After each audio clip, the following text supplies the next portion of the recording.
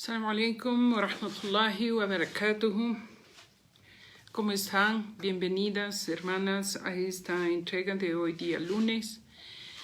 Y nuestra cita con los mensajeros, con los profetas que Allah subhanahu wa ta'ala escogió para guiar a la humanidad. La charla de hoy día, inshallah, es acerca del profeta Saleh, alayhi salam. Damos inicio inmediatamente. Bismillah ar-Rahman ar-Rahim. Walhamdulillah Rabbil Alameen. Wassalatu wassalam ala Sayyid al-Mursaleen. Muhammad sallallahu alayhi wa sallam. Habíamos hablado en la clase anterior acerca del pueblo de Ad, que era el pueblo que vino después de Noé, del pueblo de Nuh, alayhi salam. Luego vino el pueblo de Ad. Y hoy vamos a hablar del pueblo de Saleh.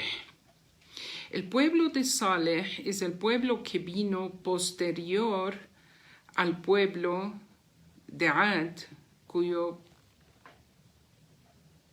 profeta era Hud, perdón. Entonces encontramos nosotros que Allah subhanahu wa ta'ala menciona en muchísimas ayat, en varias suras, diferentes suras del Corán, relatado las historias de los mismos mensajeros, dada la importancia de la enseñanza del mensaje que Allah subhanahu wa ta'ala quiere que nos llegue a nosotros como musulmanes, como la umma de el profeta Muhammad sallallahu alayhi wa sallam. Saleh es un profeta árabe. Hubieron solamente 4 profetas árabes de los sin número de profetas que Allah mandó a la tierra. 4 de ellos fueron árabes. Hud, alayhi salam, que mencionamos la historia la semana pasada. Saleh también es uno de estos profetas árabes. Shu'aib, que inshallah ya hemos de hablar de él en una clase posterior. Y el profeta Muhammad sallallahu alayhi wa sallam son 4 profetas árabes.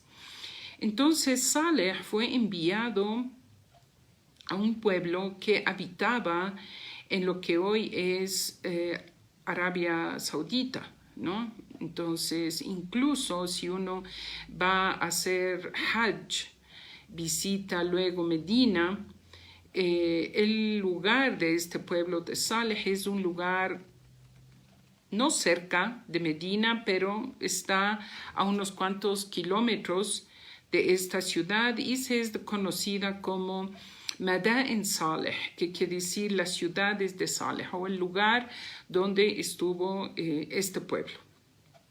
Bien, ¿cuál fue la característica de este pueblo de Saleh? Eran un pueblo que Allah les dotó con muchísimas habilidades físicas de construcción. Y eran excelentes arquitectos, excelentes ingenieros, y esculpían sus casas en la roca de las montañas. Para sentirse aminin, como dice Allah en el Corán, ellos construían esas casas y esos palacios, construían palacios también en los lugares de los valles, y todo esto para sentirse seguros. En una explicación dicen seguros de que no les alcance el castigo de Allah, por un lado, y por otro lado, otra explicación dice para que, como quien dice, nada nos va a pasar si nosotros estamos viviendo, digamos, en lugares que fueron construidos dentro de la roca sólida. Entonces estamos seguros de que no nos alcance una inundación como le pasó a Nuh, o que les alcance el castigo de los tornados, de las que explicamos la clase anterior también. No nos alcance, nosotros vamos a estar aquí en este lugar donde es difícil que nos pase cualquier tipo de situación o terremotos o vientos huracanados. Estamos seguros en nuestras casas construidas dentro de las montañas, ¿no?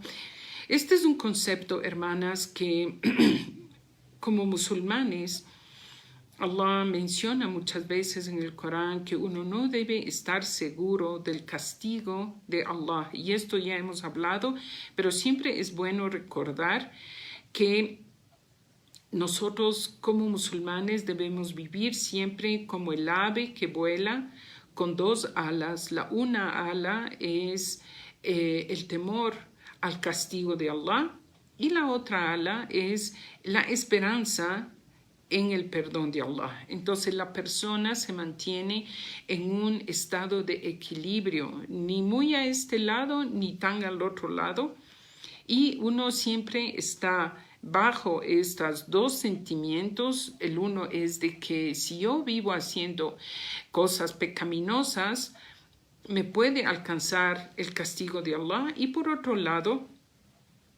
uno no debe como creyente tampoco perder la esperanza del perdón de Allah. Por más que nuestros pecados sean muy grandes, tenemos el anhelo de que el perdón de Allah es más grande. Entonces, esa es la actitud del creyente verdadero. ¿Por qué? Porque el que no es creyente cae en estas dos situaciones. Puede caer en que Dios es bueno y nunca me va a pasar nada, o simplemente ni siquiera cree en que Dios existe y piensa que nunca me va a pasar nada. Eso por un lado. Y por otro lado, otro grupo de personas pueden caer en que pierdo la esperanza del perdón de Allah. Entonces el mu'min siempre está, el creyente se mantiene, como digo, en esto. El mu'min. Seguimos con nuestra explicación. Vemos que en las ayat voy también a citar algunos diálogos, ¿no? Que Allah menciona en diferentes ayat, para poder a través de esos diálogos ir entendiendo, sacando enseñanzas para nosotros, o sea, de lo que vivieron estos pueblos que fueron azotados por el castigo de Allah. Nosotros que estamos hoy con vida, sacamos de esas historias enseñanzas para aplicar a nuestro diario vivir. Entonces Allah subhanahu wa ta'ala en una de las ayat de sura del capítulo de Hud, en la ayat 61, menciona que Allah envió al pueblo de Thamud. El pueblo se llamaba Thamud, es el nombre. Al pueblo de Thamud envió a su hermano Saleh. Y dice, Allah les creó a ustedes. Está mencionando Allah en estas ayat, hablando al pueblo de Saleh, que les creó, ¿no? Y luego les dio la posibilidad de vivir en esta tierra. Ista'marakum fil ard. Ista'marakum, la palabra, primero voy a explicar cuando Allah dice les creó, ¿no?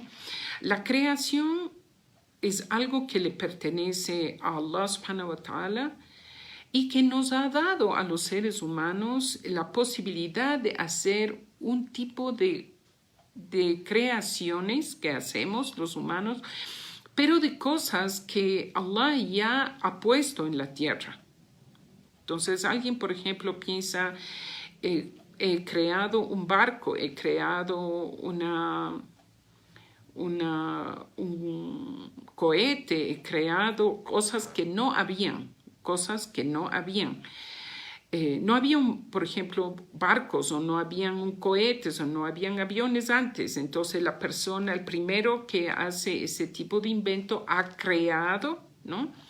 Ese tipo de cosas, pero con elementos que ya existían. La persona que crea un avión utiliza materiales de esta tierra que Allah ha puesto sobre la faz de la tierra. Y los seres humanos utilizamos esas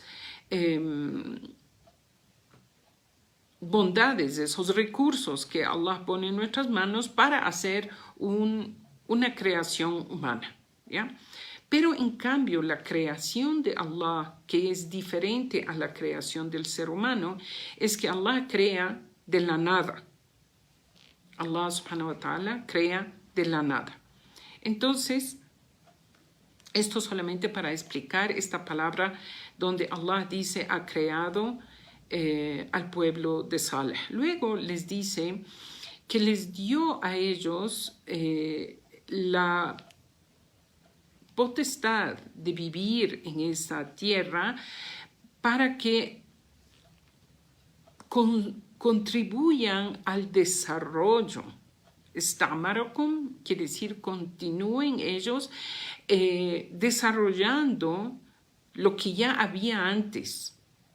Y esto es un concepto, hermanas, que se aplica a nosotros, los seres humanos en general, no solamente al pueblo de Saleh, sino que Allah nos pone en esta tierra. Cuando nosotros nacimos, ustedes, yo, venimos al mundo, encontramos que el mundo ya estaba funcionando de cierta manera, que hay personas que habitaron el planeta antes y dejaron haciendo cierto tipo de aportes al desarrollo para servicio de la humanidad.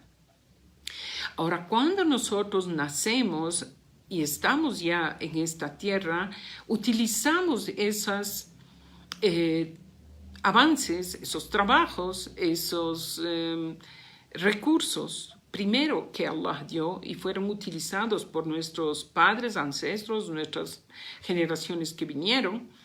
Y lo justo es que nosotros también dejemos haciendo nuestro aporte para las generaciones por venir.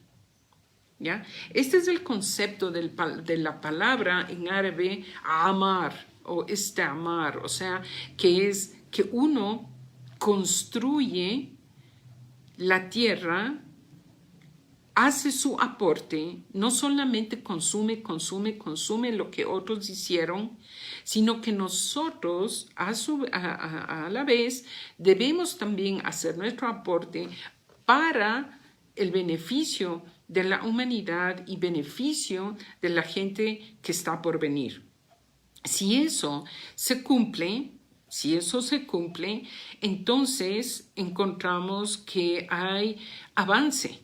Cuando eso se cumple, hay avance, hay desarrollo, hay equilibrio, hay armonía, las cosas ruedan para bien. Pero cuando hay grupos de personas o generaciones en ciertas partes del mundo, cuando no cumplen esto y simplemente consumen lo que hubo sin dejar ningún tipo de aporte, ahí es cuando tenemos un planeta donde hay desequilibrio, ¿no? Y de esto ustedes pueden escuchar muchísimo todo lo que en los últimos años han estado en boga, por ejemplo, sobre no abusar del uso del plástico, no ensuciar los mares, no ensuciar los ríos, para que nuestros hijos, nuestras generaciones por venir tengan un lugar decente de vivir como lo que nosotros lo hemos recibido. Entonces esto nada más, hermanas, conceptos que vamos entendiendo de las ayat que Allah subhanahu wa ta'ala habla en el Corán. Entonces, la función de los seres humanos es venir a la tierra, usufructuar de los bienes que Allah ha puesto y de los aportes de nuestros ancestros, pero dejar también lo mismo, una mejora, o por lo menos mantener. Pero lo ideal es hacer mejoras a lo que es la tierra. ¿Ya? Bueno, luego en otras ayat, hermanas, encontramos que Allah le dice a Allah nos cuenta, ¿no?, en el Corán de las palabras que dijo Saleh a su pueblo, que pidan perdón a Allah y se arrepientan de lo que ellos estaban cometiendo, porque era un pueblo que corrompía en la tierra a pesar de las abundancias que Allah les había dado, de esos dones que Allah les había dado. Y uno de los diálogos que él utiliza con su gente es: adoren a Allah, o sea, adoren a un solo Dios, pídanle perdón y sepan que Allah está cercano de ustedes, escuchando la súplica del que anhela el perdón de Allah. Allah escucha, ¿no? Y luego les dice: Saleh dice a su pueblo, yo soy un Rasul Amin, yo soy un enviado confiable de la palabra de Allah para traerles a ustedes el mensaje del monoteísmo, dejar los ídolos, la idolatría, adorar a un solo Dios, que es el mensaje de todos los mensajeros, y que sepan que yo no quiero de ustedes ningún tipo de pago. No quiero que me paguen un sueldo, no quiero una recompensa física, monetaria, estatus económico, social, de poder, político. No quiero nada. Únicamente quiero que sepan que mi paga Allah me dará. O sea, Allah es quien va a pagar mis esfuerzos de lo que yo hago, este trabajo de hacer dawah para ustedes, ¿no?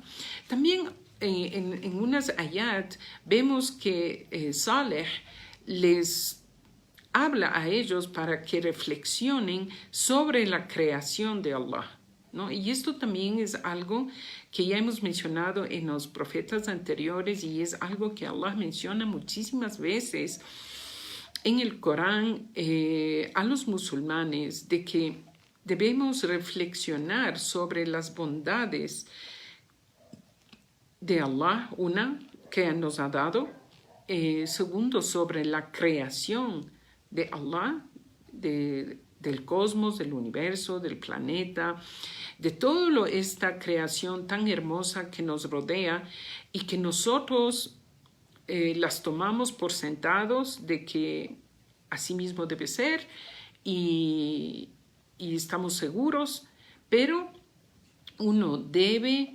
preguntarse de dónde vino todo esto. ¿De dónde vino todo esto? Como pusimos alguna vez el ejemplo de alguien que se pierde en un desierto y de pronto se duerme y cuando se despierta encuentra una mesa servida con manjares. Alguien que está en el desierto no va a preguntarse de dónde vino esto. Entonces, lo mismo para los seres humanos que abrimos los ojos al mundo, abrimos los ojos a esta vida, debemos preguntarnos, ¿de dónde será que vino este planeta?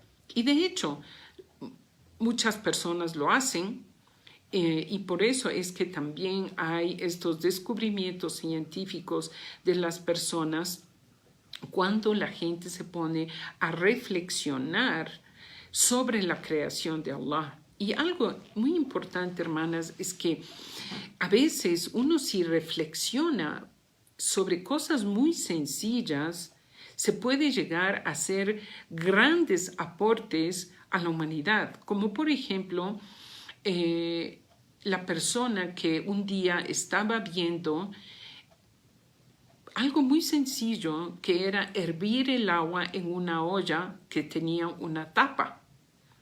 Entonces, esta olla comienza a subir la temperatura y de pronto el agua que está dentro ocasiona una ebullición y esa ebullición hace que se mueva la tapa. La persona que reflexiona, en este caso el que reflexionó sobre por qué se movió la tapa, ¿por qué? Entonces, algo tan sencillo que las mujeres vemos todos los días en nuestra cocina. Entonces, esta persona hace un análisis de que, es el agua que cuando sube la temperatura se expande y tiene fuerza. Entonces, esa fuerza movió la tapa. Entonces se le ocurrió que quizás esa fuerza del agua, que viene a ser después la fuerza del vapor, se puede utilizar para mover cierto tipo de cosas que ellos necesitaban moverse. Y así es como después de un tiempo de hacer análisis sobre esta investigación científica que es una cosa física, hubo la época, lo que se llama la era del vapor, que utilizaron esa fuerza del agua, esa fuerza del vapor del agua cuando se expande para generar energía que utilizan los seres humanos. Entonces, por estas cosas, hermanas, es que Allah nos llama a nosotros como comunes mortales, creyentes de un Dios único, a reflexionar, a observar la creación con un ojo crítico, Entonces, de pequeñas cosas salen grandes inventos y grandes aportes para la humanidad. Entonces, volviendo otra vez a la historia de Saleh, entonces él va con su llamado al monoteísmo y las respuestas típicas de su pueblo es: nos vas a prohibir que adoremos lo que solían nuestros padres adorar. Exactamente lo que le dijeron a Hud, y de esto hablamos la semana pasada, y lo que dijeron a Muhammad y nos dicen a nosotros muchas veces. Hay personas que ven que el Islam es el camino de la verdad, pero no quieren traicionar la creencia de sus ancestros, de sus padres, y esto ya explicamos, pero una pequeña reflexión o un recordatorio, que es la comodidad de la persona de seguir imitando lo que hicieron sus padres, porque la persona no quiere hacer el cambio, no quiere asumir la responsabilidad de cambio. Luego, otra cosa que le dicen a Saleh, le acusan de que él está embrujado, ¿no? Que él está embrujado y que también hace brujería. O sea, ya no sabían qué decirle, ya no tenían ellos cómo refutar el mensaje del monoteísmo de Saleh. Entonces le dijeron: estás embrujado. Y esto también vemos que le dicen a Musa, a Moisés y al profeta Muhammad también le acusaron de que estaba embrujado o que él era brujo. Saleh no es una excepción. Luego, otra cosa que le dicen: no vemos que tú seas diferente a nosotros, te vemos como un ser humano común y corriente como nosotros, que bebes y duermes y comes y caminas como nosotros, ¿no? Entonces, la respuesta a esto, hermanas, es que Allah obviamente escoge a seres humanos para guiar a otros seres humanos. Que no escoge Allah a ángeles para ser enviados como mensajeros a los humanos, porque la respuesta que se obtendría es que ellos son ángeles, es que él fue un ángel, yo soy humano, entonces yo, humano, voy a seguir haciendo lo que yo hago porque no tengo el poder del ángel, tengo mis limitaciones, ¿no? Y de esto ya analizamos una clase anterior, que es también lo que pasó con el profeta Jesús, la paz con él, el pueblo que elevó a Jesús a tan alto rango. Simplemente dicen es que él es hijo de Dios, yo no puedo hacer lo mismo que hace el hijo de Dios, o astaghfirullah. Entonces, estas son maquinaciones que utiliza el demonio para desviar a la gente y que no podamos mantenernos en el camino. Luego, el asunto de Saleh es que después de que le hicieron un montón de rechazos y todo un montón de diálogos que se dio entre ellos decidieron un día desafiar a Saleh y decirle, bueno, tráenos un milagro.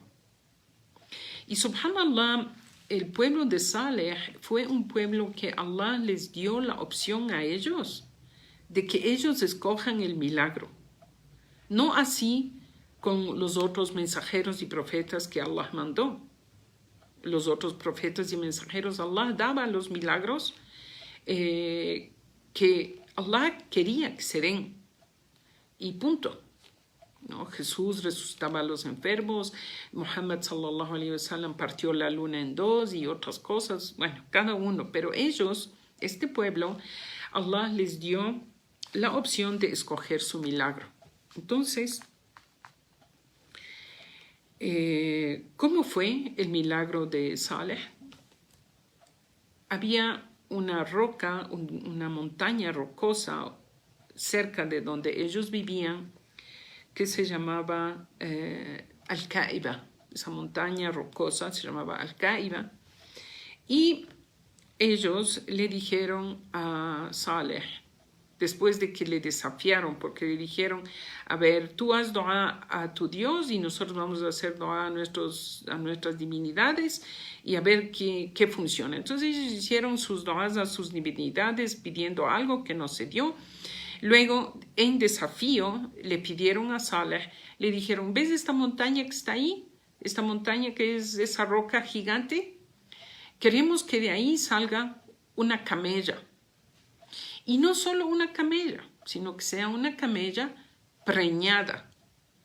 Y no solo que nazca un camello pequeño, como nacen recién bebitos, o sea, son de tamaños pequeños, le pidieron que la camella tenga un camello hijo del mismo tamaño, o sea, un camello grande, ¿no? Es como decir que una mujer dé a luz a una niña que sea del tamaño de una mujer. O sea, así fue el desafío que ellos pidieron. Entonces, efectivamente, Saleh hace una invocación a Allah subhanahu wa ta'ala y pide que haga salir de esa montaña rocosa una camella preñada. Y Allah subhanahu wa ta'ala concede el milagro, concede el favor. Y les hace ver, hermanas, aquí vamos a analizar un poco esto del milagro, es que esa camella sale de la montaña en presencia de ellos. O sea, ellos ven cómo sale esa camella. Y normalmente los camellos en general son animales bastante grandes, o sea, un camello no entra en una habitación normal porque, subhanallah, son bien grandes, Allah les hizo así, animales fuertes para el desierto. Esta camella era gigante, muchísimo más grande que los camellos normales. ¿Ya? O sea, era de un tamaño descomunal, como una montaña. O sea, salió de una montaña rocosa una camella de ese tamaño, gigante. Y al poco rato de que ella, ya Dios le permite que salga esta camella milagrosa, pare, da a luz y nace su hijo camello en tamaño también grande. Esta camella, ellos pidieron que sea una de calidad. El Bukht es una calidad de camellos, una raza de camellos, la mejor raza que hay, ¿no? Y entonces esta camella era de esa raza. Tenía muchísimo pelaje, su pelaje era muy abundante. Y como digo, su condición física, ¿no? era descomunal, gigante.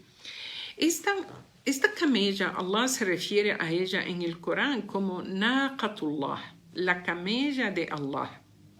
¿Ya? Quiere decir que esta camella no era propiedad de nadie. No era propiedad del pueblo, no era propiedad de alguien específico, no era propiedad de Saleh.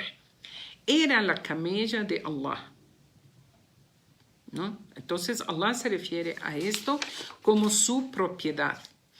Por ende, si es que esta camella era la propiedad de Allah, como hay que entender, hermanas, que hay cosas que son propiedad de Allah. Toda la creación es propiedad de Allah, ¿no? Pero hay ciertas cosas que Allah dice que son suyas, como por ejemplo la casa de Allah en el Kaaba, dice Baytullah, ¿no? Uno se refiere a Mecca, a la ciudad de Mecca, donde está el Kaaba, ¿no? El Haram. El Haram es este lugar inviolable donde está construido el Kaaba. Esa área se llama la casa de Allah, Baytullah al-Haram, la casa de Allah que es inviolable, ¿no? Y también las mezquitas, pero esa casa de Allah que es en Mecca es un lugar que Allah escoge. ¿Ya? Allah subhanahu wa ta'ala escoge y hace ese lugar suyo específico y tiene ciertas normas y ciertas reglas que son inviolables. Por ejemplo, la casa de Allah de Haram de Mecca es un lugar donde uno no puede derramar sangre. Incluso uno no mata animales en esos lugares si está en estado de haram, excepto si son 5 animales que son dañinos para el ser humano, como es una rata, un escorpión, una culebra. Son cosas que Allah permitió, pero, por ejemplo, cazar algo en esos lugares, estar de cacería en esos lugares, en ese lugar sagrado del haram, es haram, es prohibido, ¿no? Porque tiene su santidad, su hurma, su santidad, ¿no? Entonces, lo mismo cuando nosotros nos referimos a las mezquitas. En general, todas las mezquitas que hay en el planeta son las casas de Allah, Buyut Allah, que también tienen su hurma, tienen su santidad. Pero hay una diferencia entre todas las mezquitas con la mezquita sagrada de Mecca. La diferencia es que la mezquita sagrada de Mecca Allah escogió. El resto de las mezquitas que se construyen sobre la faz de la tierra son cosas que escogemos los seres humanos para Allah. Y por eso es que todas estas casas, mezquitas de Allah en la tierra van con dirección a la casa sagrada inicial, que es el Qibla, ¿no? ¿Estamos? Entonces, ¿por qué estoy dando estos detalles? Para nosotros entender que cuando hay cosas que a Allah le pertenecen, tiene su santidad. Esta camella, Allah le denomina Naqatullah, la camella de Allah. Entonces quiere decir que esta camella tenía su rango, su estatus, de que no era propiedad de nadie, que era propiedad de Allah. Y que porque era propiedad de Allah subhanahu wa ta'ala, Allah le dice en el Corán: cuiden este milagro, cuiden esta camella, wala tamassuha bisu, y no le hagan ningún tipo de daño, porque si ustedes le hacen algún tipo de daño, les va a acontecer un severo castigo. ¿Ya? Ahora, esta camella, dentro de las condiciones que Allah les puso, es que había un pozo o pozos de agua en esta ciudad, y debido al tamaño descomunal de esta camella, ella necesitaba mucha agua para mantenerse viva. Entonces les dijo: el uso del agua será un día para la camella y un día para todo el pueblo. Entonces, el día que le tocaba a la camella el derecho del agua, ella se bebía toda el agua que había en el pozo, y a cambio ella daba leche, ¿no? Entonces era ordeñada y su leche era utilizada para el pueblo. Entonces no era que ella utilizaba todo el agua gratis, sin nada a cambio, sino que daba la leche, que también era para usufructo y beneficio del pueblo. Y el otro día usaba la gente normalmente el agua para todo lo que tenían que necesitar. Luego, cuando esta camella venía el verano o hacía días calurosos, ella tomaba la opción de subirse a la montaña y resguardecerse debajo de la sombra que había, y el resto de camellas y el resto de camellos que habían, ganadería de camellos y gente estaba abajo, ¿no? Y cuando en cambio era invierno, esta camella bajaba al valle y disfrutaba del calorcito que hacía en el valle, y en cambio los otros camellos ya no les quedaba espacio y tenían que deslizarse al lado contrario. Entonces, estas cosas causó molestia o malestar en este pueblo, que era un pueblo rebelde, un pueblo desobediente, un pueblo pecador, a la que estuvieron, luego ya se cansaron de la camella y de esta situación que ellos mismos pidieron, ¿no? Ellos pidieron ese milagro y Allah les dio, y entonces tenían que estar sujetos a lo que ellos mismos pidieron. Sin embargo, como digo, llegó a un tiempo de cansancio, saturación, y entre ellos hubieron 9 raht. Raht está en la traducción como personas, 9 hombres. También está la traducción como tribus, ¿no? Como grupos de personas que no exceden el número raht. La palabra raht en árabe tiene algunos significados, entre ellos, como digo, persona, hombres, ¿no? Hombres. También significa que es un grupo de personas, ¿no? Un grupo que no excede de 13 el número, o es menos de 10, eso se refiere a raht. Entonces, Allah habla que habían 9 personas, en este caso vamos a tomar como que son 9 personas, en otros dicen 9 tribus, pero bueno, 9, ¿ya? Dice Allah: la yufsiduna fil ardi wa la yuslihun. Eran gente que corrompía la tierra y no hacían ningún tipo de bien. ¿Por qué Allah menciona esta característica en ellos? Porque normalmente las personas dañadas la gente corrupta, no hacen el 100% de daño. Hacen un poco de daño, pero también tienen algo de bueno, ¿no? Alguna cosa buena hacen. Pero en el caso de estos 9 raht, estas 9 grupos o 9 personas, eran gente que solamente corrompían y no hacían ningún tipo de bien, absolutamente, ¿no? Entonces, cuando esto se da, este grupo de personas deciden deshacerse de la camella.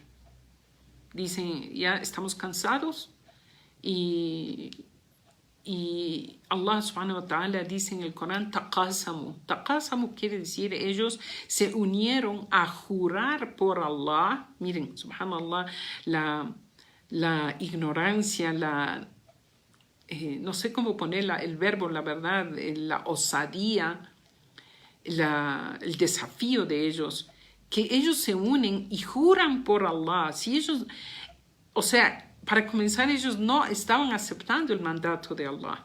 Sin embargo, ellos hacen una reunión secreta, estas 9 personas, y juran por Allah de que van a matar a la camella y van a matar, luego de eso van a matar a Saleh. Y no solo van a matar a Saleh, sino que también van a matar a la familia de Saleh. Y Allah subhanahu wa ta'ala utiliza el término en árabe makr, wa makaru makran, y ellos complotaron. O sea, este grupo de gente complotó. Y Allah también complotó, pero Allah utiliza este verbo en árabe, diciendo que Allah hace todo el bien, pero ¿por qué Allah utiliza para sí mismo el mismo verbo makr? Quiere decir, porque ellos complotaron el mal, pero Allah planificó cómo desbaratar ese mal, ese plan o ese complot malévolo, ¿no? Entonces, estos 9 se reúnen y van en secreto donde está la camella para deshacerse de la camella. Pero como digo, hermanas, era una camella gigante. Normalmente un camello normal, para matar a un camello normal no es tan fácil. Si uno va a degollar a un camello, va a faenar un camello para uso de su comida, es grandote, es bien grande. Sin embargo, esta camella era muchísimo más inalcanzable. Como ellos le iban por ejemplo, a cortarle el cuello si era tan gigante, ¿no? Tan gigante. Entonces, Allah utiliza el verbo fa'aqaruha, quiere decir, no, antes de eso, de esos 9 que estaban planificando matarle, uno, el peor de ellos, el más malévolo, saca su espada y le golpea y le cortan las patas delanteras de la camella. Al cortarle las patas delanteras de la camella, esta camella cae porque ya está rota sus patas, y el rato que ya cae, le desjarratearon, o sea, le hicieron pedazos. No solo que o sea, simplemente le hubieran cortado el cuello o no, o sea, le hicieron pedazos, le desjarratearon, fa'aqaruha, ¿no? Luego de que le hacen eso,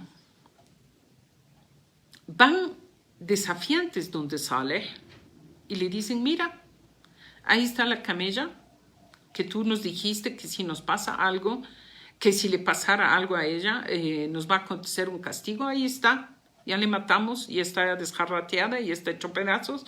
A ver, trae el castigo, a ver qué, o sea, el desafío, ¿no? El desafío de la ignorancia, el desafío del pecado, de la corrupción, de la gente que cuando no tiene en su corazón taqwa, no tiene temor a Allah, no tiene conocimiento de Allah,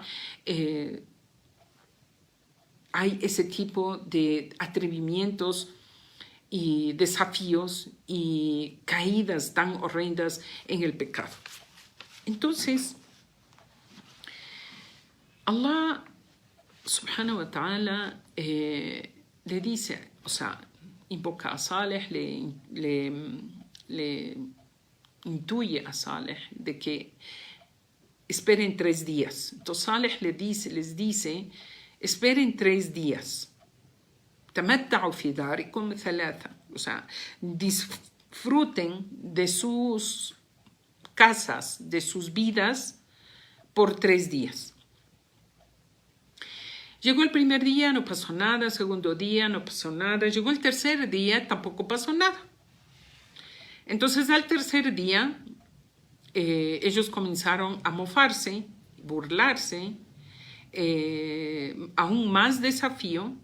Ahí está, ya llegó el tercer día, no nos pasó nada. Finalizó el tercer día, o sea, se completó la orden de Allah, que eran 3 días, 1 día, 2, 3. Al amanecer del cuarto día, ¿no? Al amanecer del cuarto día, Allah subhanahu wa ta'ala mandó sobre ellos lo que se llama as-sayha, que es el grito ensordecedor, el grito que se puede hoy día, hermanas, entender como el sonido, las ondas de sonido tan fuertes que traspasa todo. El sonido traspasa todo. Ahora, recordemos que ellos tenían construidas sus casas dentro de las montañas, que esculpieron dentro de las montañas rocosas, esperanzados que no les va a acontecer ninguna desgracia, no les va a alcanzar un tornado, no les va a alcanzar un terremoto, no les va a alcanzar una lluvia como lo que fueron con los pueblos que poquito antes de ellos fueron destruidos.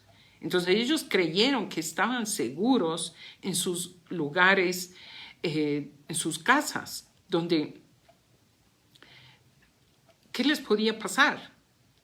Pero Allah subhanahu wa ta'ala utilizó algo que ellos nunca se hubiesen imaginado, que es ondas del sonido potentes, tan potentes que traspasó las paredes de la montaña, entró a sus casas y causó un estremecimiento tan grande que causó eso un temblor, porque Allah habla del Rajfa también en otra sura, que es un temblor. Entonces este sonido fue tan fuerte, causó un temblor en la tierra, y al causar ese sonido tan fuerte que traspasó todo, entró también al cuerpo de estas personas y les desbarató por dentro.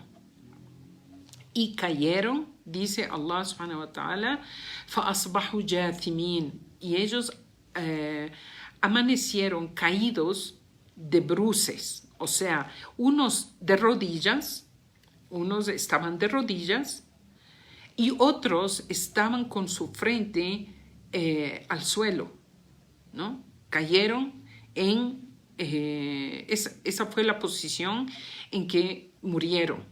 O sea, cuando les cayó el castigo, simplemente ellos cayeron sobre sus rodillas, cayeron sobre sus frentes, y Allah subhanahu wa ta'ala dice كَأَنْ لَمْ يَغْنُوا بِالْأَمْسِ, como que ellos jamás hubiesen existido, como que nunca hubiesen nacido, murieron, desaparecieron, todo el pueblo. Luego Allah, hermanas, utiliza una explicación que dice, Ala inna thamudan kafaru rabbahum. Ciertamente, Thamud, el pueblo de Thamud, el pueblo de Saleh se llama Thamud, eran gente que negaron la existencia de Allah.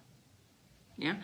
Hay personas que niegan el poder de Allah, pero saben que hay Allah, que hay un ser supremo, ¿no? Hay un ser supremo, pero se niegan a someterse a él, ¿no? Son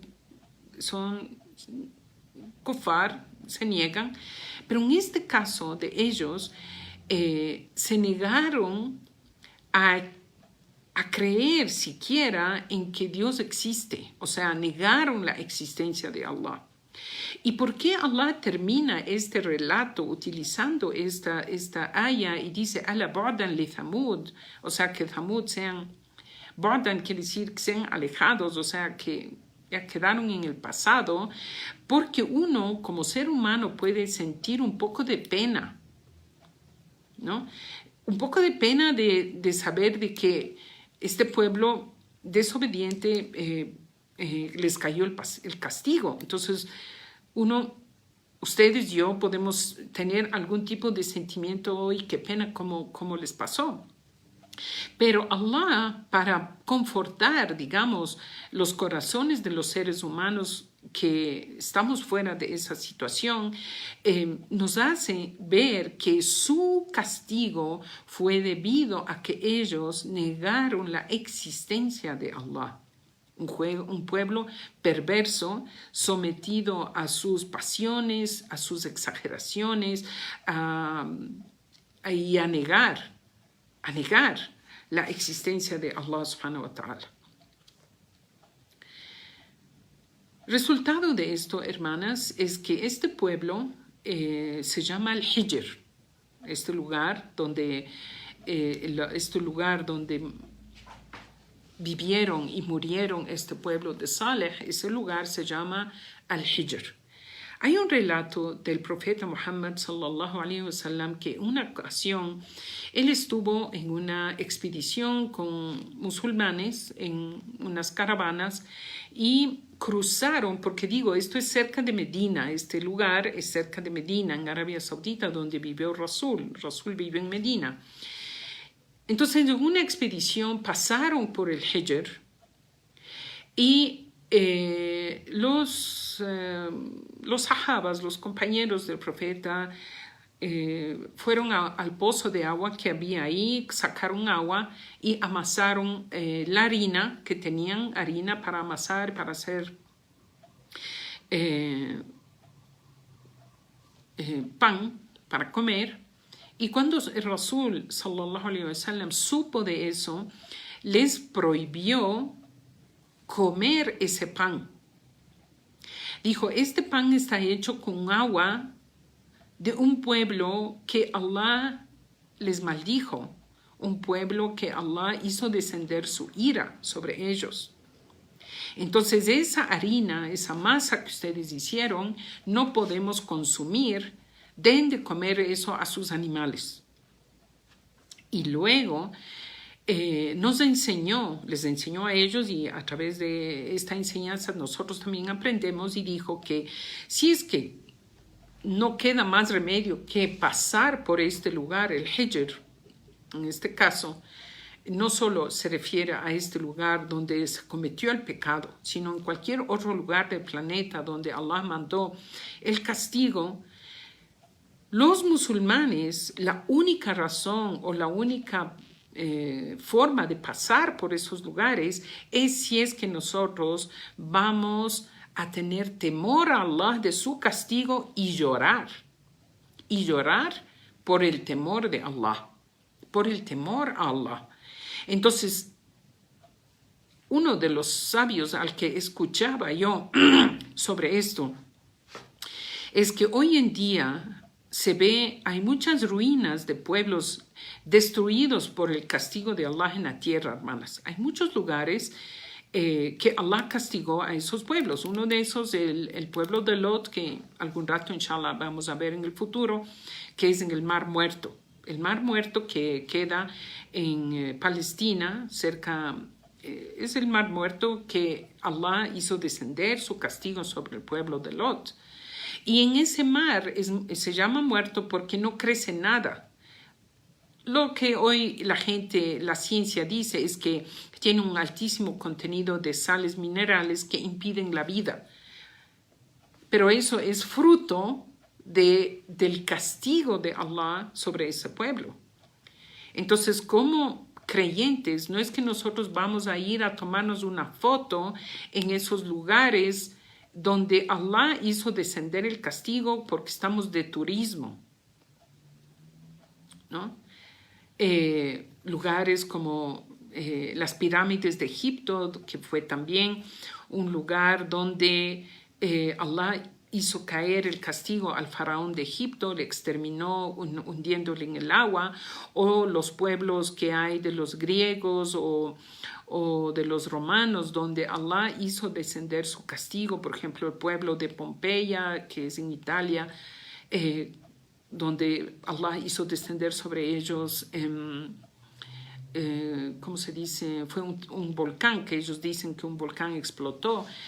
Y hay un trabajo que hizo algún científico musulmán hace algunos años atrás, pueblos desaparecidos, se llama algo así, pueblos que fueron desaparecidos del mapa con el castigo de Allah. Entonces, esos lugares, hermanas, en vez de uno tomar como turismo, de qué bonito, qué chévere, vamos a tomarnos fotos, son lugares que Allah ha permitido que se queden sobre la faz de la tierra para que nosotros como seres humanos reflexionemos sobre estos pueblos que desobedecieron y fueron eliminados, fueron exterminados.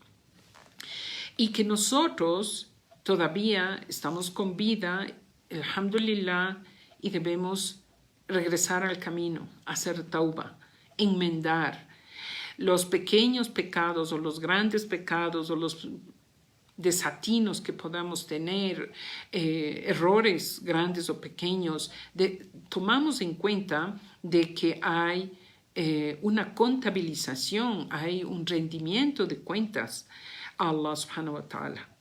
Otra cosa, antes de terminar, la clase es una reflexión de un sabio musulmán que explica por qué este pueblo de Saleh fue exterminado si es que fueron solo 9 los que complotaron para matar a la camella y que de esos 9, solo uno fue el que